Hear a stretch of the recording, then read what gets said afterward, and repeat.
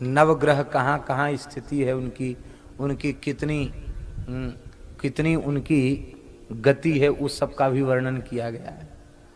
और अंत में ग्रहों के फल भी बताए हैं भागवत में। कौन ग्रह कैसा है, कौन क्रूर है, कौन सम है, कौन विषम है।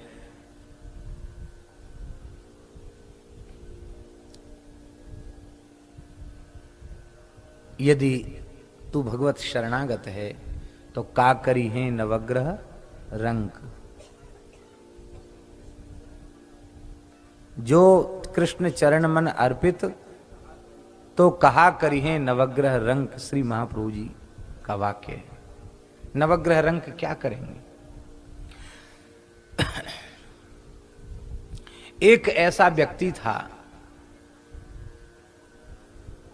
जिसके जन्मांग में ग्रह इतनी अशुभ स्थिति में थे कि उस व्यक्ति को जीवित नहीं रहना चाहिए था, मर जाता हुआ। सभी ग्रह उसके विरुद्ध, अष्टग्रह कहें क्या कहें, सब उसके मृत्यु देने वाले थे। और वो फिर भी फक्कड़ भजनानंदी।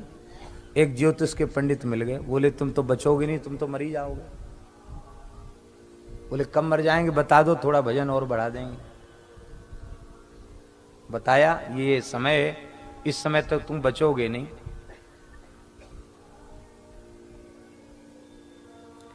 वो महात्मा थे, बड़े ज्योतिष के जानकार थे और महान सिद्ध योगी थे।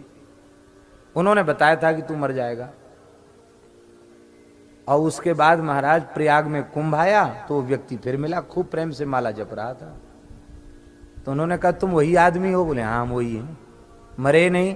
बोले सिर में भी दर्द नहीं हुआ। मरने की बात तो छोड़ दो, आपने बता दिया था मरोगे, तो हमने और बिल्कुल बोलना छोड़ के खूब अखंड माला फेरी। अरे बोले ज्योतिष शास्त्र झूठा कैसे हो गया?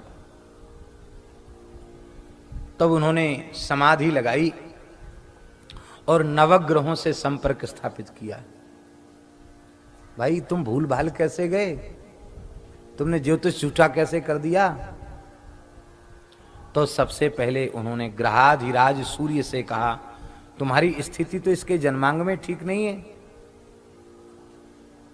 तुम क्रूर ग्रह हो, तुमने इसका कुछ बिगाड़ा नहीं। सूर्य नारायण बोले भाई देखो, ये जो जातक है ना, ये श्री कृष्ण भक्त है और श्री कृष्ण मेरी बेटी यमुना जी के पति है, मेरे दामाद हैं। मेरे दामाद की इतनी भक्ति करता, उसका बुरा मैं कैसे कर सकता हूं? सूर्य नारायण ने हाथ जोड़ लिए। अब उन्होंने चंद्रमा से कहा कि तुम तो बहुत नीच स्थिति में हो इसके जन्मांग में, और बिल्कुल इसको तो क्षय रोग होके मरी जाना चाहिए, ये मरा नहीं। बोले भाई देखो बात ऐसी है, ये अनन्य श्री कृष्ण भक्त है और श्री कृष्ण चंद्रवंश में प्रकट हुए हैं और चंद्रवंशावतंस श्री कृष्ण का भक्त है, तो भला मैं इसका कैसे कुछ बिगाड़ सकता हूं? ये तो हमारे खानदान में प्रकट हुए भगवान, हमारे खानदान का है, चंद्रवंशी ही है, क्योंकि श्री कृष्ण की शरण हो गया है, उनका पुत्र है, सब कुछ है उनका। चंद्रमा ने पल्ला झाड़ लिया। अब मंगल से पूछा तुम तो क्रूर ग्रह हो, तुमने कुछ क्यों नहीं बिगाड़ा?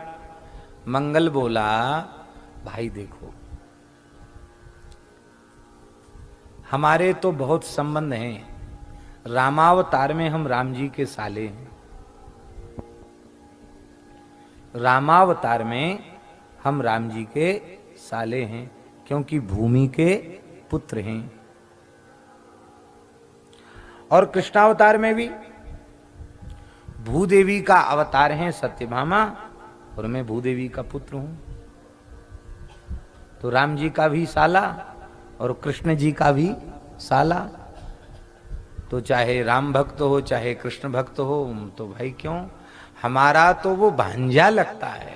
हाँ वो जो जिसके लिए तुम कह रहे हो तुम बिगाड़ो, वो हमारा भांजा लगता है। मामा भांजे का बुरा क्यों करने लगे? हम क्रूर भले ही हैं, पर भजन करने वाले के लिए क्रूर थोड़ी हैं।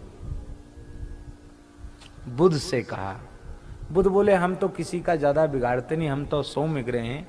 बकरी होते हैं तो कुछ इधर उधर कर देते हैं, पर हम बकरी उन्हीं के लिए होते हैं जो विमुख जीव हैं। ये तो भगवान का बड़ा भक्त है और हम भगवान के पुरखा, ये भगवान का भगत, हम क्यों बिगाड़ेंगे? बृहस्पति जी से पूछा गया, बृहस्पति जी बोले भाई देखो ऐसा है, हमारी कोई भक्ति करे न करे, पर कोई भजन में लग जाए तो हम उससे बहुत राजी होते हैं, क्योंकि गुरु का काम ही है जीवों को भजन में लगा देना। इसलिए हमने भी कुछ नहीं बिगाड़ा, भजन की बाधा खत्म कर दी और उसको और बढ़िया से भजन में लगा दिया।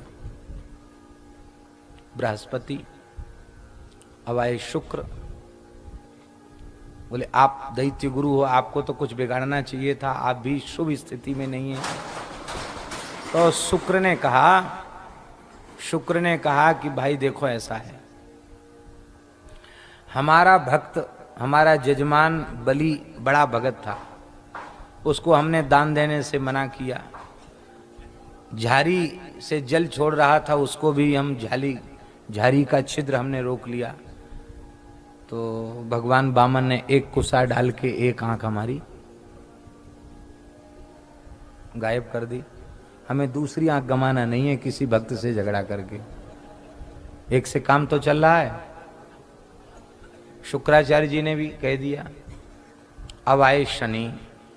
भाई शनि के बारे में आप लोग समझ लीजिए, किसी भी उच्च कोटि के महात्मा के जन्मांग में शनि ही सबसे अधिक महत्वपूर्ण होता है। घर छुड़ाने वाला शनि, भगवान से मिलाने वाला शनि, और शनि उच्च कोटि का भगवत भक्त है। ये विमुख जीवों को बुरा करता है, भगवत भक्त का कभी अनिष्ट नहीं करता, योगी ग्रह है। पूज्य होशियारपुर वाली माता जी स्नेहलता भृगु शास्त्री जी विराजमान है, इनसे ज्यादा कौन जान सकता है इस विषय में। तो शनि प्रवृज्या योग कारक है, संन्यास योग कारक है। संसार का सुख तो छीन लेगा कई बार, लेकिन भगवदीय सुख प्रदान करता है शनि। क्योंकि शनि को ब्रह्म वैवर्त पुराण में अनन्य कृष्ण भक्त कहा है। इतने बड़े कृष्ण भक्त हैं कि ये एक बार भगवान के भजन में डूबे थे और उनकी ऋतुस्नाता पत्नी ने पुत्र की याचना की।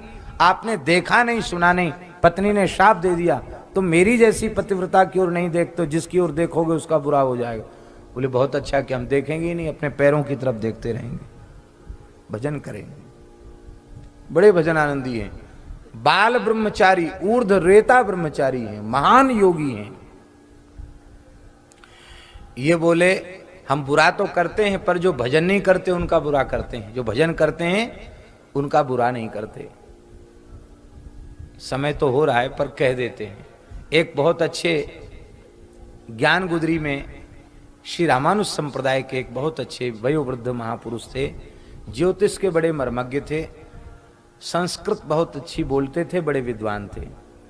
तो हम उनके पास जाते थे। एक बार उन्होंने हमसे कहा कि तुम्हारे ऐसे ऐसे शनि का कुछ समय खराब आने वाला है, तुम स्थान छोड़ के भाग जाओगे। तिथि निकाल के दे दी, इस तिथि पर तुम वृंदावन छोड़ के चले जाओ।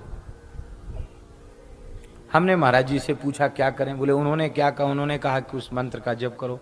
महाराज जी हंस करके बोले अपने राम राम करते हैं, कितने मंत्र जपेंगे? ये मंत्र जपो, वो मंत्र जपो, वो मंत्र जपो, राम राम करो, कोई बात नहीं, जो होगा सो अच्छा ही होगा, क्यों घबराते हो?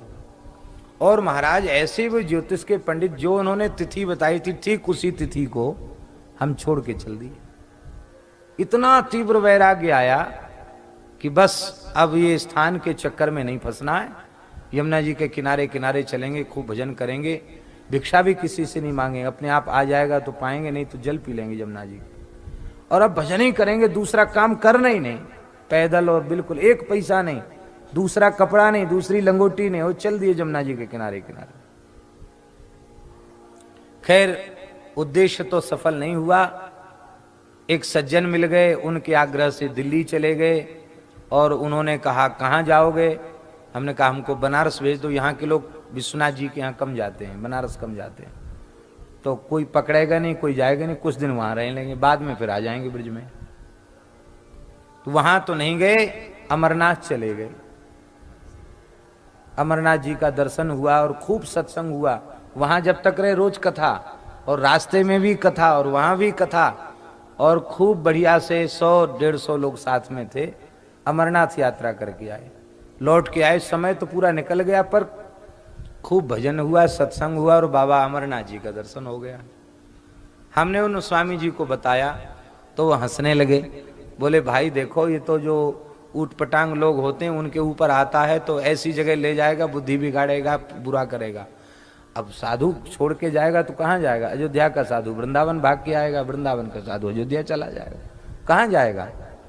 इसलिए ये बुरे स्थिति में होकर के भी अच्छा ही करते हैं, भजन ही कराते हैं। अब शनि ने तो ऐसा कह दिया, अब बचे राहु केतु। कहा अरे भाई तुम तो दैत्यों के पक्ष को हो, तुमको तो कुछ न कुछ कम से कम सिर में ही दर्द पैदा कर देते। राहु बोला ऐसी शिक्षा मत दीजिए, एक बार हमने गड़बड़ किया तो हमारे 2 टुकड़े हो गए, धड़ केतु और सिर राहु, और फिर हम भक्त का कुछ बिगाड़ेंगे तो पता नहीं कितने टुकड़े हो जाएंगे हमारे। इसलिए हम भक्त का कुछ नहीं बिगाड़ सकते। महात्मा थोड़ी देर में समाधि से उतरे और वो जो भक्त था ना अवधूत, उसको कहा तुम ज्योतिष से बाहर हो, घूमो, तुम कभी मरोगे ही नहीं, जब तक भगवान चाहेंगे तब तक जियो, कोई तुम्हारा कुछ बिगाड़ने वाला नहीं। भाई यदि हम भगवान के शरणागत हैं तो ये ग्रह हमारे प्रतिकूल होकर क्या बिगाड़ लेंगे, और यदि हम भगवान के शरणागत नहीं हैं तो अनुकूल होकर संसार के पदार्थ ही तो देंगे, हमको कौन हमारा कल्याण कर देंगे। इसलिए भगवत शरणागत होकर के भजन में लगना चाहिए।